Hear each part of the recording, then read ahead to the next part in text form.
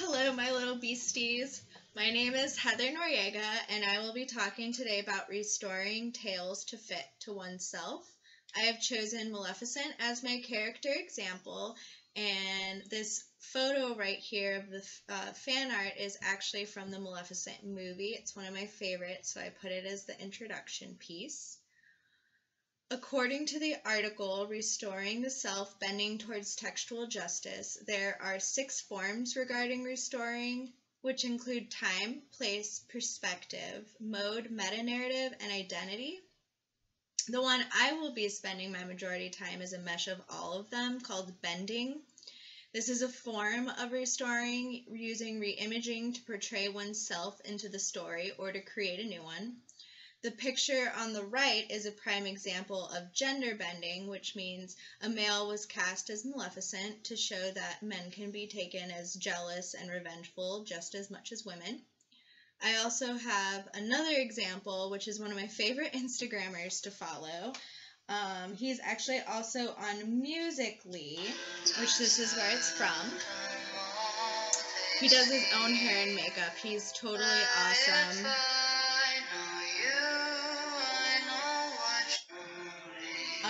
If you want to go follow him, he goes by Mr. Quinn, or on Musical.ly, he's at Corey Nation. He's excellent. He does other Disney princesses. I love him. I love watching him. Another type of bending is queer bending, which I found this awesome blog from the Derby Library. They have a drag queen story time for the kids to raise money for the library. It's in Denver, Colorado, and they do it once a month, which brings in a lot of revenue for donations towards this event. On the right is a picture of the drag queen Maleficent, which does tell the Disney version of Sleeping Beauty, but they put their own twist for the kids to inspire to be who they are. And I give a whole bunch of props to these great gentlemen who dress up. They probably take tons of time. They look awesome, and they do great, and I love it. It's so awesome.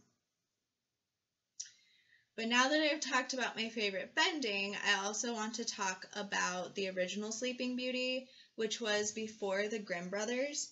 According to the RH blog by Sivan, she was not at all considered a fairy or a witch.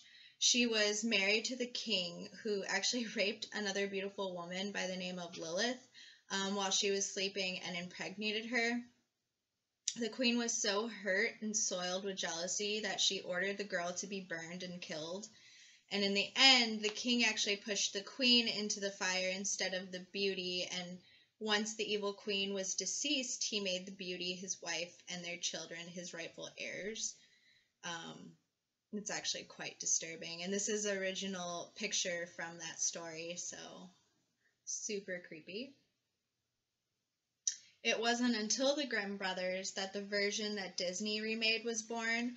Although the image of an evil queen was still much alive and as jealous and revengeful as the original, she had powers much like fairy and witch, all to cast out the Princess Aurora, which they left out the raping and impregnation of the Sleeping Beauty in order to make it a little bit more child relatable, where Aurora needs true love's first kiss in order to wake up from the evil queen Maleficent.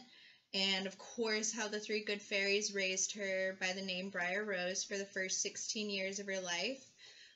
It was Americanized restory to become a Disney classic, and always a favorite of mine, aside from Beauty and the Beast, because I am a huge fan of Belle. She is my favorite princess, and as you can see, I really like Ariel. So, yay, Disney!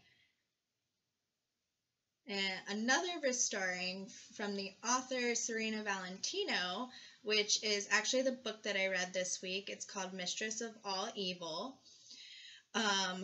It's the villain stories from Disney. It begins by explaining Maleficent's childhood and how she was pushed into her hateful state by the fairy godmother and the 3 good fairies before they were known by that.